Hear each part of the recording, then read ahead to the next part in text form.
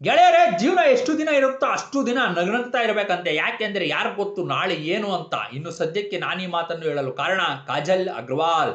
ಈ ಕಾಜಲ್ ಅಗ್ರವಾಲ್ ಬಗ್ಗೆ ಯಾರು ಗೊತ್ತಿಲ್ಲ ಹೇಳಿ. ಮಗಧೀರ ಸಿನಿಮಾದಲ್ಲಿ ರಾಣಿಯ ಪಾತ್ರದಲ್ಲಿ ನಟಿಸಿ ಎಲ್ಲರ ಮನಸ್ಸನ್ನ ಗೆದ್ದಿದ್ಲು. ಅದಾದ ನಂತರ ಒಂದರಿಂದ ಒಂದರಂತೆ ಸಾಕಷ್ಟು ಹಿಟ್ ಸಿನಿಮಾಗಳಲ್ಲೂ ಕೂಡ ಈ ಕಾಜಲ್ ಅಗ್ರವಾಲ್ ನಟಿಸಿದ್ಲು. ಆದ್ರೆ ಅದಾದ ನಂತರ ಇದ್ದಕ್ಕಿದ್ದ ಹಾಗೆ ಕಣ್ಮರೆ ಆದ್ಲು. ಕಾರಣ ಏನು ಅಂತ ನೋಡಿದ್ದೆ ಆದ್ರೆ ಸಾಲು ಸಾಲು ಅನೈತಿಕ ಸಂಬಂಧಗಳು ಅವಳ ಜೀವನ ಹಾಳು ಮಾಡಿದ್ವು. ಇನ್ನು ಮುಂದೇನಾಯ್ತು ಎಂಬುದೇ ರೋಚಕ. ಇವತ್ತಿನ ವಿಡಿಯೋದಲ್ಲಿ ರಾಮ್ ಚರಣ್ ಮತ್ತು ಕಾಜೋಲ್ ನಡುವೆ ಇದ್ದ ಸಂಬಂಧ ಮುರಿದು ಬಿಡಲು ಕಾರಣ ಏನು? ಅಲ್ಲು ಅರ್ಜುನ್ ಕಾಜೋಲ್ನ ಯುರೋಪ್ಗೆ ಕರೆದುಕೊಂಡು ಹೋಗಿ ರಾತ್ರಿ ಎಲ್ಲ ಮಜಾ ಮಾಡದ್ನ. ಕಾಜೋಲ್ ಅಗ್ರವಾಲ್ ದುಡ್ಡು ಕೊಟ್ರೆ ನಾನು ಏನಾದ್ರೂ ಮಾಡೋಕೆ ರೆಡಿ ಅಂತ ಅಂದಿದ್ಯಾಕೆ? 60 ವರ್ಷ ದಾಟಿದ ಚಿರಂಜೀವಿ ಕಾಜೋಲ್ಗೆ ಸಿನಿಮಾದಲ್ಲಿ ಚಾನ್ಸ್ ಕೊಡ್ತೀನಿ, ಇವತ್ತು ನನ್ನ ರೂಮ್ಗೆ ಬಾ ಅಂತ ಅಂದಿದ್ಯಾಕೆ ಎಂಬ ಎಲ್ಲ ಆಸಕ್ತಿದಾಯಕ ಮಾಹಿತಿಗಳನ್ನ ಇವತ್ತಿನ ವಿಡಿಯೋದಲ್ಲಿ ನೋಡೋಣ. ಇವತ್ತಿನ ವಿಡಿಯೋನ ಆರಂಭಿಸುವ ಮುಂಚೆ ದಯವಿಟ್ಟು ಚಾನಲ್ ಅನ್ನ ಸಬ್ಸ್ಕ್ರೈಬ್ ಮಾಡ್ಕೊಳ್ಳಿ ಮತ್ತು ವಿಡಿಯೋನ ಲೈಕ್ ಮಾಡಿ. ಕಾಜಲ್ ಅಗ್ರವಾಲ್ ಹುಟ್ಟಿದ್ದು 1985ನೇ ಇಸ್ವಿ ಜೂನ್ 19ನೇ ತಾರೀಕು ಮಹಾರಾಷ್ಟ್ರದಲ್ಲಿನ ಮುಂಬೈನ ಒಂದು ಮಿಡಲ್ ಕ್ಲಾಸ್ ಕುಟುಂಬದಲ್ಲಿ. ತಂದೆ ಸುಮನ್ ಅಗ್ರವಾಲ್, ತಾಯಿ ವಿನಯ್ ಅಗ್ರವಾಲ್. ಈಕೆಗೆ ನಿಶಾ ಎಂಬ ತಂಗಿ ಕೂಡ ಇದ್ದಾಳೆ. ಇನ್ನು ಈ ಕಾಜಲ್ ತಂದೆ ಒಂದು ಬಟ್ಟೆ ಅಂಗಡಿಗೆ ಓನರ್ ಆಗಿದ್ರು. ಇನ್ನಿವ್ರ ತಾಯಿ ಅಲ್ಲೇ ತನ್ನ ಗಂಡನಿಗೆ ಸಹಾಯ ಮಾಡ್ತಿದ್ಲು. ಇದು ಹೀಗೆ ಇದ್ರೆ ಕಾಜಲ್ ತನ್ನ ವಿದ್ಯಾಭ್ಯಾಸವನ್ನ ಮುಂಬೈನ ಪೋರ್ಟ್ನಲ್ಲಿರುವ ಸೆಂಟ್ ಆನ್ಸ್ ಹೈಸ್ಕೂಲ್ನಲ್ಲಿ ಓದಿದ್ಲು. ಓದಿನಲ್ಲಿ ತುಂಬಾ ಚುರುಕಾಗಿದ್ದ ಕಾಜೋಲ್ ತನ್ನ ತಂದೆ ತಾಯಿ ಪಡ್ತಿದ್ದ ಕಷ್ಟನ ನೋಡಿ ತಾನೇ ಹೇಗಾದ್ರೂ ತುಂಬಾ ಹಣನ ಸಂಪಾದನೆ ಮಾಡಿ ಅವರನ್ನ ಬಹಳ ಚೆನ್ನಾಗಿ ನೋಡ್ಕೋಬೇಕು ಅಂತ ಅಂದ್ಕೊಂಡಿದ್ಲು. ಆ ರೀತಿ ಇವಳು 10ನೇ ಕ್ಲಾಸ್ನಲ್ಲಿ ಓದುತ್ತಿರಬೇಕಾದ್ರೇನೆ ಕಾಲೇಜ್ನಲ್ಲಿ ನಡೆಯುತ್ತಿದ್ದ ಬ್ಯೂಟಿ ಕಾಂಪಿಟೇಷನ್ ಅಲ್ಲಿ ಪಾಲ್ಗೊಂಡು ಗೆದ್ದಿದ್ರಿಂದ ಕಾಜಲ್ ಸ್ನೇಹಿತರೆಲ್ಲ ಅವಳ ಹತ್ರ ನೀನು ನೋಡೋಕೆ ಒಳ್ಳೆ ಐಶ್ವರ್ಯ ರೈ ತರಹನೇ ಇದ್ದೀಯಾ, ನೀನು ಸಿನಿಮಾ ಇಂಡಸ್ಟ್ರಿಗೆ ಹೋದ್ರೆ ದೊಡ್ಡ ಹೀರೋಯಿನ್ ಆಗ್ತೀಯಾ ಅಂತ ಎನ್ಕರೇಜ್ ಮಾಡಿದ್ರಿಂದ ಆಗಿನಿಂದ ಕಾಜೋಲ್ಗೆ ಸಿನಿಮಾಗಳ ಮೇಲೆ ಇಂಟ್ರೆಸ್ಟ್ ಬಂತು. ಆ ರೀತಿ ಒಂದು ಕಡೆ 10ನೇ ಕ್ಲಾಸ್ ಓದುತ್ತಾನೆ, ಇನ್ನೊಂದು ಕಡೆ ಕಾಜೋಲ್ ತನ್ನ ಬಟ್ಟೆ ಅಂಗಡಿಯಲ್ಲಿ ಸೇಲ್ಸ್ ಗರ್ಲ್ ಆಗಿ ಕೆಲಸ ಮಾಡುತ್ತಾ ತನ್ನ ಪಾಕೆಟ್ ಮನಿಯನ್ನ ತಾನೇ ಸಂಪಾದನೆ ಮಾಡ್ತಿದ್ಲು. ಇನ್ನು ಇದೀಗೆ ಇದ್ರೆ ಮುಂಬೈನಲ್ಲಿ ಕಿಶನ್ ಚಂದ್ ಚೆಲ್ಲಾರಾಮ್ ಎಂಬ ಕಾಲೇಜ್ನಲ್ಲಿ ಕಾಜೋಲ್ ಮಾಸ್ ಮೀಡಿಯಾ ಕೋರ್ಸ್ಗೆ ಜಾಯ್ನ್ ಆದಾಗ ಒಂದು ಕಡೆ ಡಿಗ್ರಿ ಮಾಡ್ತಾನೆ, ಇನ್ನೊಂದು ಕಡೆ ಮಾಡ್ಲಿಂಗ್ ಕಡೆಗೂ ಎಂಟ್ರಿ ಕೊಟ್ಟು ರ್ಯಾಂಪ್ ವಾಕ್ ಮಾಡುತ್ತಾ ಸಣ್ಣ ಪುಟ್ಟ ಬ್ರ್ಯಾಂಡ್ಗೆ ಮಾಡಲ್ ಆಗಿ ಕೂಡ ಕೆಲಸ ಮಾಡ್ತಿದ್ಲು. ಈ ರೀತಿ 3 ವರ್ಷ ಮಾಡ್ಲಿಂಗ್ ಮಾಡಿದ್ರು. ಅದರ ಮೂಲಕ ಯಾವ ಪ್ರಯೋಜನನೂ ಆಗ್ಲಿಲ್ಲ ಅಂತೇಳಿ ಸಿನಿಮಾದಲ್ಲಿ ಮತ್ತು ಧಾರಾವಾಹಿಗಳಲ್ಲಾದ್ರೂ ತನ್ನ ಟ್ಯಾಲೆಂಟ್ ತೋರಿಸ್ಬೇಕು ಅಂತ ಅಂದ್ಕೊಂಡಿದ್ಲು. ಇದರಿಂದ ತನಗೆ ತಿಳಿದಿದ್ದ ಕಾಸ್ಟಿಂಗ್ ಡೈರೆಕ್ಟರ್ನ ಕಾಂಟ್ಯಾಕ್ಟ್ ಆಗಿ ಚಾನ್ಸ್ಗಾಗಿ ಕೇಳಿದ್ಲು. ಆದರೆ ಈಕೆಗೆ ಹೀರೋಯಿನ್ ಆಗಿ ಆಕ್ಟ್ ಮಾಡಲು ಯಾರು ಚಾನ್ಸೇ ಕೊಡದೇ ಇದ್ದುದರಿಂದ ಇವಳಿಗೆ ಆ ಸಮಯದಲ್ಲಿ ಸಿಕ್ಕಿದ್ದ ಸಣ್ಣ ಪುಟ್ಟ ಫಿಲಂಗಳಲ್ಲಿ ಆಕ್ಟ್ ಮಾಡ್ತಾ ಇದ್ಲು. ಈ ರೀತಿ ಐಶ್ವರ್ಯ ರೈ, ವಿವೇಕ್ ಒಬೆರಾಯ್ ಜೊತೆಗೆ ಕ್ಯೂ ಹೋಗಯಾನ ಎಂಬ ಸಿನಿಮಾದಲ್ಲಿ ಜೂನಿಯರ್ ಆರ್ಟಿಸ್ಟ್ ಆಗಿ ಆಕ್ಟ್ ಮಾಡಿ ನಂತರ 7G ಬೃಂದಾವನ ಕಾಲೋನಿ ಎಂಬ ಸಿನಿಮಾದಲ್ಲೂ ಬ್ಯಾಕ್ ಗ್ರೌಂಡ್ ಡ್ಯಾನ್ಸರ್ ಆಗಿ ಆಕ್ಟ್ ಮಾಡುತ್ತಾ ಕಾಜೋಲ್ ಸಿನಿಮಾ ರಂಗಕ್ಕೆ ಎಂಟ್ರಿ ಕೊಟ್ಟಿದ್ಲು. ಇನ್ನು 7G ಬೃಂದಾವನ ಕಾಲೋನಿ ನಂತರ 2004ರಲ್ಲಿ ರಿಲೀಸ್ ಆಗಿ ಹಿಟ್ಟಾದ್ರು. ಈಕೆ ಮಾಡಿದ ಪಾತ್ರಕ್ಕೆ ಯಾವ ಗುರುತು ಸಿಗ್ಲಿಲ್ಲ. ಇದರಿಂದ ತನಗೆ ಸಿನಿಮಾದಲ್ಲಿ ಲಕ್ ಇಲ್ಲ ಅಂತ ಡಿಸೈಡ್ ಆದ ಕಾಜೋಲ್ ಆಕ್ಟಿಂಗ್ ಮತ್ತು ಮಾಡ್ಲಿಂಗ್ ಎರಡಕ್ಕೂ ಫುಲ್ ಸ್ಟಾಪ್ ಹಾಕಿ ತನ್ನ ತಂದೆಯ ಬಟ್ಟೆ ಅಂಗಡಿಯಲ್ಲಿ ಕೆಲಸ ಮಾಡಲು ಆರಂಭಿಸಿದ್ಲು. ಈ ರೀತಿಯಲ್ಲಿ ಇರಬೇಕಾದ್ರೆ ಬಾಂಬೆ ಹೀರೋಯಿನ್ಸ್ ಅಂದ್ರೆ ಬಹಳನೇ ಪ್ರಿಯಾರಿಟಿ ಕೊಡುವ ಡೈರೆಕ್ಟರ್ ತೇಜ ಲಕ್ಷ್ಮೀ ಕಲ್ಯಾಣಂ ಸಿನಿಮಾದಲ್ಲಿ ಹೀರೋಯಿನ್ಗಾಗಿ ಬಾಂಬೆಗೆ ಹೋಗಿ ಆರ್ಟಿಸ್ಟ್ ಕೋಆರ್ಡಿನೇಟರ್ ಜೊತೆ ಯಾರಾದ್ರೂ ಹೊಸ ಹುಡುಗಿರ್ ಬೇಕು ನನ್ನ ಸಿನಿಮಾದಲ್ಲಿ ನಟಿಸಲು ಅಂದಾಗ ಅವನು ಇವರಿಗೆ ಕೆಲವು ಫೋಟೋಗಳನ್ನ ಕೊಟ್ಟ. ಆಗ ತೇಜಾಗೆ ಕಾಜೋಲ್ ಫೋಟೋ ಬಹಳನೇ ಇಷ್ಟ ಆಗಿ ಇವಳೇ ನನ್ನ ಪಾತ್ರಕ್ಕೆ ಸರಿ, ಇವಳನ್ನ ಕರೆಸಿ ಅಂದಾಗ ಅವನು ಈ ಹುಡುಗಿ ಬಟ್ಟೆ ಅಂಗಡಿಯಲ್ಲಿ ಕೆಲಸ ಮಾಡೋಳು, ಭಾನುವಾರ ಮಾತ್ರ ಬರ್ತಾಳೆ ಅಂದಾಗ ಹಾಗಾದ್ರೆ ನಾವೇ ಅಲ್ಲಿ ಹೋಗಿ ನೋಡೋಣ ಅಂದಾಗ ಇಬ್ರು ಬಟ್ಟೆ ಅಂಗಡಿಗೆ ಹೋಗಿ ಅಲ್ಲಿ ಕಾಜಲ್ನ ನೋಡಿ ತೇಜಾಗೆ ಕಾಜೋಲ್ ಅಂದ ಚಂದ ಇಷ್ಟ ಆಗಿ ಅವಳು ಇವರು ಹಾಕಿದ ಕಂಡೀಷನ್ಗೆಲ್ಲ ಒಪ್ಪಿಕೊಂಡಿದ್ರಿಂದ ಕಾಜೋಲ್ ತೇಜ ಡೈರೆಕ್ಷನ್ ಅಲ್ಲಿ ಆಕ್ಟ್ ಮಾಡೋಕೆ ನಾನು ರೆಡಿ, ಆದ್ರೆ ಸೈಡ್ ರೋಲ್ ಅಲ್ಲಾದ್ರೆ ನಾನು ಮಾಡಲ್ಲ ಅಂದ್ಲು. ಅದಕ್ಕೆ ತೇಜ ನೀನೇ ಈ ಸಿನಿಮಾ ಹೀರೋಯಿನ್ ಅಂದಾಗ ಕಾಜೋಲ್ ಖುಷಿಯಿಂದ ಒಪ್ಪಿಕೊಂಡ್ಲು. ಇನ್ನು ಕಾಜೋಲ್ ಇದಾದ ನಂತರ ಲಕ್ಷ್ಮೀ ಕಲ್ಯಾಣಂ ಎಂಬ ಸಿನಿಮಾದಲ್ಲಿ ನಟಿಸಿದ್ಲು. ಆದ್ರೆ ಇವಳ ದುರಾದೃಷ್ಟಕ್ಕೆ ಆ ಸಿನಿಮಾ ಅಟ್ಟರ್ ಫ್ಲಾಪ್ ಆಯ್ತು. ಆದ್ರೆ ಡೈರೆಕ್ಟರ್ ತೇಜ ರೆಕಮೆಂಡೇಶನ್ ಇಂದ ಮತ್ತೆ ಕಾಜಲ್ಗೆ ಕೃಷ್ಣವಂಶಿ ಅವರ ಚಂದಮಾಮ ಸಿನಿಮಾದಲ್ಲಿ ನಟಿಸುವ ಅವಕಾಶ ಸಿಕ್ಕಿತ್ತು. ಆ ರೀತಿ ಈ ಸಿನಿಮಾ ನಂತರ ರಿಲೀಸ್ ಆಗಿ ಹಿಟ್ ಆಗಿದ್ರಿಂದ ಕಾಜೋಲ್ಗೆ ಪೌರುಡು, ಆಟ ಆಡಿಸ್ತಾ ಎಂಬ ಸಿನಿಮಾಗಳಲ್ಲಿ ಚಾನ್ಸ್ ಕೂಡ ಸಿಕ್ಕಿ ನಂತರ ಕಾಜೋಲ್ ಅಭಿನಯಿಸಿದ ಈ ಎರಡೂ ಸಿನಿಮಾಗಳು ಫ್ಲಾಪ್ ಆಗಿದ್ದರಿಂದ ತನ್ನ ಮನೆಯನ್ನ ಹೈದರಾಬಾದ್ನಿಂದ ತಮಿಳುನಾಡಿಗೆ ಬದಲಾಯಿಸಿ ಪಳನಿ, ಸರೋಜಾ, ಬೊಮ್ಮಲಾಟ ಅಂತ ಸಿನಿಮಾಗಳಲ್ಲಿ ಆಕ್ಟ್ ಮಾಡುತ್ತಾ ಬ್ಯುಸಿಯಾಗಿದ್ಲು. ಈ ರೀತಿ ಪಳನಿ ಸಿನಿಮಾ ಶೂಟಿಂಗ್ ಸಮಯದಲ್ಲಿ ಕಾಜೋಲ್ ಹೆಸರು ಆ ಸಿನಿಮಾ ಹೀರೋ ಭರತ್ ಜೊತೆ ಬಹಳನೇ ಕೇಳಿ ಬಂದಿತ್ತು.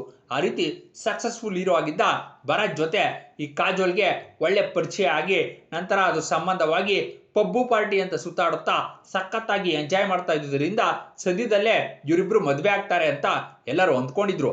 ಅದಕ್ಕೆ ತಕ್ಕನಾಗಿ ಭರತ್ ಕಾಜೋಲ್ನ ಮದುವೆ ಆಗಲು ಕೇಳಿದಾಗ ಅದಕ್ಕೆ ಕಾಜೋಲ್, ನನ್ಗೀಗ ಸದ್ಯಕ್ಕೆ ಮದುವೆ ಬೇಡ, ಮೊದಲು ಲೈಫಲ್ಲಿ ಫಸ್ಟ್ ಸೆಟಲ್ ಆಗ್ತೀನಿ, ತನ್ನ ತಂದೆ ತಾಯಿನ ಆರ್ಥಿಕವಾಗಿ ಒಳ್ಳೆ ಸ್ಟೇಜಿಗೆ ತರ್ತೀನಿ, ಆಮೇಲೆ ಮದುವೆ ಅಂತ ಹೇಳಿದ್ರಿಂದ ಸಿನಿಮಾ ರಂಗದ ಬಗ್ಗೆ ಬಹಳ ಚೆನ್ನಾಗಿಯೇ ತಿಳಿದಿದ್ದ ಭರತ್ ಕಾಜೋಲ್ ಜೊತೆ 1 year ಡೇಟ್ ಮಾಡಿದ್ದ. ನಂತರ ಬ್ರೇಕಪ್ ಮಾಡ್ಕೊಂಡ. ಆದರೆ ಇದರ ಬಗ್ಗೆ ಎಲ್ಲ ತಲೆನೇ ಕೆಡಿಸ್ಕೊಳ್ಳದ ಕಾಜೋಲ್ ತನ್ನ ಕೆರಿಯರ್ ಕಡೆ ಗಮನ ಹರಿಸಿದ್ಲು. ಈ ಸಮಯದಲ್ಲೇ ಡೈರೆಕ್ಟರ್ ರಾಜಮೌಳಿ ಮಗಧೀರ ಸಿನಿಮಾನ ಪ್ಲಾನ್ ಮಾಡಿ ಸ್ಟಾರ್ ಹೀರೋಯಿನ್ಸ್ ಎಲ್ಲರನ್ನು ಅಪ್ರೋಚ್ ಆಗುತ್ತಾ ಆ ಸಿನಿಮಾಗಾಗಿ 2 ವರ್ಷ ಟೈಮ್ ಕೇಳಿದಾಗ ಅದಕ್ಕೆ ಯಾವ ಸ್ಟಾರ್ ಹೀರೋಯಿನ್ನು ಒಪ್ಪಲಿಲ್ಲ. ಕಾರಣ, ಒಬ್ಬ ಹೀರೋಯಿನ್ ಕೆರಿಯರ್ 5 ರಿಂದ 6 ವರ್ಷ ಮಾತ್ರ ಇರುತ್ತೆ, ಅಂಥದ್ರಲ್ಲಿ ಒಂದೇ ಸಿನಿಮಾಗೆ 2 ವರ್ಷ ಡೇಟ್ ಕೊಟ್ರೆ ತಮ್ಮ ಕತೆ ಮುಗಿದಾಗಿ ಅಂತ ಎಲ್ಲರೂ ನಿರಾಕರಿಸಿದ್ರು.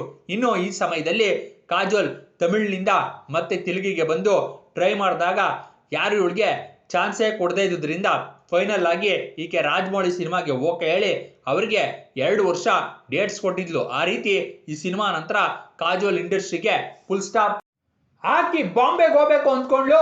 ಇನ್ನು ಮಗಧೀರ ಸಿನಿಮಾ ಶೂಟಿಂಗ್ ನಡೆಯಬೇಕಾದ್ರೆ ರಾಮ್ ಚರಣ್ ಮತ್ತು ಕಾಜೋಲ್ ಮಧ್ಯ ಒಳ್ಳೆ ಕೆಮಿಸ್ಟ್ರಿ ವರ್ಕೌಟ್ ಆಗಿ ಆ ಡೈರೆಕ್ಟರ್ ಇವರಿಬ್ಬರಿಗೆ ತುಂಬಾನೇ ಫ್ರೀಡಮ್ ಕೊಟ್ಟಿದ್ರಿಂದ ಈ ರೀತಿಯಲ್ಲೇ ರಾಜಮೌಳಿಯಿಂದ ಕಾಜೋಲ್ ಮತ್ತು ರಾಮ್ ಚರಣ್ ಕ್ಲೋಸ್ ಆಗಿ ಇವರಿಬ್ಬರ ಮಧ್ಯ ಸಂಬಂಧ ಬೆಳೆದು 2009ರಲ್ಲಿ ಆ ಮಗಧೀರ ಸಿನಿಮಾನು ರಿಲೀಸ್ ಆಗಿ ಬ್ಲಾಕ್ ಬಸ್ಟರ್ ಹಿಟ್ ಆಗಿದ್ರಿಂದ ಆನಂತರ ರಾಮ್ ಚರಣ್ ಸಪೋರ್ಟ್ ಇಂದ ಕಾಜೋಲ್ಗೆ ಗೋವಿಂದುಡು ಅಂದರ್ವಾಡೇಲೆ ಆರ್ಯ 2 ಎಂಬ ಸಿನಿಮಾದಲ್ಲಿ ಆಕ್ಟ್ ಮಾಡುವ ಚಾನ್ಸ್ ಸಿಕ್ಕಿತ್ತು. ಇದು ಹೀಗೆ ಇದ್ರೆ ಕಾಜೋಲ್, ರಾಮ್ ಚರಣ್, ಅಲ್ಲು ಅರ್ಜುನ್ 3 ಜನ ಅದೇ ಟೈಮಲ್ಲಿ ಆಸ್ಟ್ರೇಲಿಯಾಗೆ ಹೋಗಿ ಅಲ್ಲೇ ಪಾರ್ಟಿ ಮಾಡುತ್ತಾ ಪಬ್ಬು ವೆಕೇಶನ್ ಅಂತ ಸುತ್ತಾಡಿ ಆ ಫೋಟೋಗಳು ಆಚೆ ಬಂದಿದ್ರಿಂದ ಈ ನ್ಯೂಸ್ ಆಗ ಮೀಡಿಯಾದಲ್ಲಿ ಹಲ್ಚಲಾಗಿತ್ತು. ಆದರೂ ಅದರ ಬಗ್ಗೆ ತಲೆಯನ್ನೇ ಕೆಡಿಸ್ಕೊಳ್ಳದ ಕಾಜೋಲ್ ತನ್ನ ಕೆರಿಯರ್ನ ಬಿಲ್ಡ್ ಮಾಡಬೇಕು ಅಂದ್ರೆ ಸ್ಟಾರ್ ಹೀರೋಗಳ ಜೊತೆ ಸಂಬಂಧ ಬೆಳೆಸಲೇಬೇಕು ಅಂತ ಅರ್ಥ ಮಾಡಿಕೊಂಡು ಅವ್ರ ಜೊತೆ ಸಂಬಂಧ ಬೆಳೆಸಿ ಒಂದರಿಂದ ಒಂದರಂತೆ ಬೃಂದಾವನಂ, ಸಾರೋಚ್ಚಾರು, ವೀರ, ಡಾರ್ಲಿಂಗ್ ಅಂತ ಸಿನಿಮಾಗಳನ್ನ ಮಾಡುತ್ತಾ ಸ್ಟಾರ್ ಹೀರೋಯಿನ್ ಆಗಿದ್ಲು.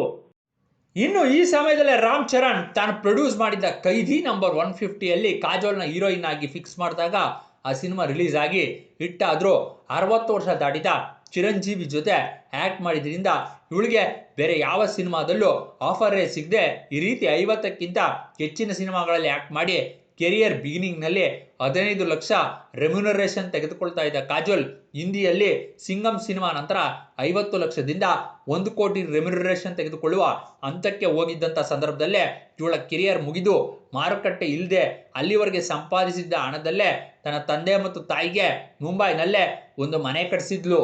ಈ ರೀತಿ ಆ ಮನೆ ಇಂಟೀರಿಯರ್ ಡಿಸೈನರ್ ಆಗಿ ಗೌತಮ್ ಎಂಬ ಇಂಜಿನಿಯರ್ನ ಅಪ್ರೋಚ್ ಆಗಿ ಆ ಸಮಯದಲ್ಲಿ ಇವ್ರಿಗೆ ಒಳ್ಳೆ ಪರಿಚಯ ಆಗಿ ಆ ಪರಿಚಯ ನಿಧಾನವಾಗಿ ಸಂಬಂಧವಾಗಿ ಇಬ್ರು ಪ್ರೀತಿಯಲ್ಲಿ ಬಿದ್ರು. ಇನ್ನು ಗೌತಮ್ಗೆ ಇಂಡಸ್ಟ್ರಿ ಬಗ್ಗೆ ಒಂದು ಚೂರು ಗೊತ್ತಿರಲಿಲ್ಲ. ಇದರಿಂದ ನಂತರ 5 ವರ್ಷ ಕಾಜೋಲ್ ಸಣ್ಣ ಪುಟ್ಟ ಪಾತ್ರಗಳಲ್ಲಿ ನಟಿಸಿ 5 ವರ್ಷದ ನಂತರ ಲೈಫಲ್ಲಿ ಸೆಟಲ್ ಆಗಬೇಕು ಅಂತ ಅಂದ್ಕೊಂಡ್ಲು. ಈ ಸಮಯದಲ್ಲಿ ಕಾಜೋಲ್ಗೆ ರಾಮ್ ಚರಣ್ ಜೊತೆ ಇದ್ದ ಸಲಿಗೆಯಿಂದ ಆಚಾರ್ಯ ಸಿನಿಮಾದಲ್ಲೂ ಅವಳಿಗೆ ಚಾನ್ಸ್ ಕೊಟ್ಟಿದ್ದ. ಕಾರಣ ಆ ಸಿನಿಮಾ ಪ್ರೊಡ್ಯೂಸರ್ ರಾಮ್ ಚರಣ್ ಆದ್ರೆ ಕರೋನಾ ಕಾರಣದಿಂದ ಆ ಸಿನಿಮಾ ಅರ್ಧಕ್ಕೆ ನಿಂತು ಆಗ ರಾಮ್ ಚರಣ್ ಇವಳನ್ನ ಹೀರೋಯಿನ್ ಪಾತ್ರದಿಂದ ಬದಲಾಯಿಸಿ ಆ ರೋಲನ್ನ ಪೂಜಾ ಹೆಗಡೆಗೆ ಕೊಟ್ಟಿದ್ದ. ಇನ್ನು ಅದಾಗ್ಲೇ ಅಷ್ಟರಲ್ಲಿ ಇವಳಿಗೆ 35 ವರ್ಷ ವಯಸ್ಸಾಗಿತ್ತು. ಸಿನಿಮಾ ಮಾರ್ಕೆಟ್ ಬೇರೆ ಬಿದ್ದೋಗಿತ್ತು. ಇದರಿಂದ ಗೌತಮ್ನ ಮದುವೆ ಆಗ್ಬೇಕು ಅಂತ ಡಿಸೈಡ್ ಆಗಿ ಲಾಕ್ಡೌನ್ ಟೈಮ್ನಲ್ಲಿ ಇಬ್ರು ಕುಟುಂಬದ ಸಮಕ್ಷಮದಲ್ಲಿ 2020ರಲ್ಲಿ ಜುಲೈನಲ್ಲಿ ಇಬ್ರು ಮದುವೆ ಆಗಿ ಅದಕ್ಕೆ ಸಂಬಂಧಿಸಿದ ಫೋಟೋನ ಸೋಷಿಯಲ್ ಮೀಡಿಯಾದಲ್ಲಿ ಅಪ್ಲೋಡ್ ಮಾಡಿದ್ರಿಂದ ತುಂಬಾ ಜನ ಶಾಕ್ಗೆ ಗುರಿಯಾಗಿದ್ರು. ಇನ್ನು ಈ ಕಾರಣದಿಂದಲೇ ರಾಮ್ ಚರಣ್ ಕಾಜೋಲ್ನ ಸಿನಿಮಾದಿಂದ ತೆಗೆದಾಕಿದ್ದ ಅಂತ ಕೂಡ ನ್ಯೂಸ್ ಆಗಿತ್ತು. ಇನ್ನು ಇದಕ್ಕೆ ಸರಿಯಾಗಿ ಅದೇ ಸಮಯದಲ್ಲಿ RRR ಸಿನಿಮಾ ರಿಲೀಸ್ ಆಗಿ ಆ ಸಿನಿಮಾಗೆ ಆಸ್ಕರ್ ಬಂದಾಗ ರಾಮ್ ಚರಣ್ ಮತ್ತು NTR ಇಬ್ರಿಗೂ ಆಸ್ಕರ್ ಬಂದ್ರು. ಕಾಜೋಲ್ ಹಳೆ ಕೋಪದಿಂದ ಬರೀ NTRಗೆ ವಿಶ್ ಮಾಡಿದ್ರು. ಆಗ ಇದು ದೊಡ್ಡ ನ್ಯೂಸ್ ಆಗಿದ್ರಿಂದ ಇದಕ್ಕೆ ಫುಲ್ ಸ್ಟಾಪ್ ಹಾಕ್ಲೇಬೇಕು ಅಂತ ಚಿರಂಜೀವಿ ಕಾಜೋಲ್ ಮತ್ತು ಅವಳ ಗಂಡನ್ನ ತಮ್ಮ ಮನೆಗೆ ಊಟಕ್ಕೆ ಕರೆದು ಅದರ ಫೋಟೋನ ತನ್ನ ಟ್ವಿಟ್ಟರ್ ಅಕೌಂಟ್ನಲ್ಲಿ ಹಾಕಿದ್ರಿಂದ ಆಗ ಈ ನ್ಯೂಸ್ಗೆ ಫುಲ್ ಸ್ಟಾಪ್ ಬಿತ್ತು. ಇದು ಹೀಗೆ ಇದ್ರೆ ಕಾಜೋಲ್ 2022 ಏಪ್ರಿಲ್ 19ರಂದು ಒಂದು ಗಂಡು ಮಗುವಿಗೆ ಜನ್ಮ ಕೊಟ್ಟಿದ್ಲು. ಒಂದು ಕಡೆ ಫ್ಯಾಮಿಲಿನ ಮೇಂಟೈನ್ ಮಾಡುತ್ತಾ, ಇನ್ನೊಂದು ಕಡೆ ಕೆಲವೇ ಸಿನಿಮಾಗಳಲ್ಲಿ ಸಪೋರ್ಟಿಂಗ್ ರೋಲ್ನಲ್ಲಿ ಆಕ್ಟ್ ಮಾಡುತ್ತಾ ಬ್ಯುಸಿ ಆದ್ಲು. ಈ ರೀತಿ ಈ ಸಿನಿಮಾದ ಜೊತೆ ಆಡ್ಸ್ನ ಮಾಡುತ್ತಾ ಮಧ್ಯದಲ್ಲಿ ಕೆಲವು ಕಂಪನಿಗೆ ಬ್ರ್ಯಾಂಡ್ ಅಂಬಾಸಿಡರ್ ಆಗಿ ವ್ಯವಹರಿಸುತ್ತಾ 2022ರಲ್ಲಿ ಕ್ರಿಪ್ಟೋ ಕರೆನ್ಸಿಗೆ ಸಂಬಂಧಪಟ್ಟಂತೆ ಆಡ್ಸ್ನಲ್ಲೂ ಆಕ್ಟ್ ಮಾಡಿ ಕ್ರಿಪ್ಟೋ ಕರೆನ್ಸಿಗೆ ನಿಮ್ಮ ದುಡ್ಡನ್ನು ಇನ್ವೆಸ್ಟ್ ಮಾಡಿ ಅಂತ ಹೇಳಿದ್ಲು. ಇದರಿಂದ ಆ ಕಂಪನಿ ನಂತರ 60 ಕೋಟಿ ರೂಪಾಯಿನ ಸಾಮಾನ್ಯ ಜನರ ಹತ್ರ ವಸೂಲಿ ಮಾಡಿ ನಂತರ ಮೋಸ ಮಾಡಿದ್ರಿಂದ ಅದಕ್ಕೆ ಪ್ರಮೋಟ್ ಮಾಡಿದ ಇವಳನ್ನ ಜೈಲ್ಗೆ ಹಾಕಬೇಕು ಅಂತ ಎಲ್ಲ ಕಡೆ ಜನ ಮಾತನಾಡಿಕೊಳ್ಳಲು ಆರಂಭಿಸಿದ್ರು. ಆದ್ರೆ ಆ ಕೇಸ್ನಲ್ಲಿ ಆಗೋ ಈಗೋ ಕಾಜೋಲ್ ಬಚಾವಾಗಿದ್ಲು. ಇನ್ನು ಇಂತಹ ಕಾಜೋಲ್ ಇದುವರೆಗೆ ಐಟಮ್ ಡ್ಯಾನ್ಸರ್ ಆಗಿ ಸಪೋರ್ಟಿಂಗ್ ರೋಲು, ಹೀರೋಯಿನ್ ಎಲ್ಲ ಸೇರಿ 64 ಸಿನಿಮಾಗಳಲ್ಲಿ ಆಕ್ಟ್ ಮಾಡಿದ್ದಾಳೆ. ಇನ್ನು ಇಂಥ ಕಾಜೋಲ್ ಅಗ್ರವಾಲ್ ಬಗ್ಗೆ ನಿಮ್ಮ ಅಭಿಪ್ರಾಯಗಳನ್ನ ಕಮೆಂಟ್ ರೂಪದಲ್ಲಿ ತಿಳಿಸಿ ಅಂತ ಹೇಳುತ್ತಾ ದಯವಿಟ್ಟು ಚಾನಲ್ ಅನ್ನ ಸಬ್ಸ್ಕ್ರೈಬ್ ಮಾಡ್ಕೊಳ್ಳಿ ಮತ್ತು ವಿಡಿಯೋನ ಲೈಕ್ ಮಾಡಿ. ಧನ್ಯವಾದಗಳು.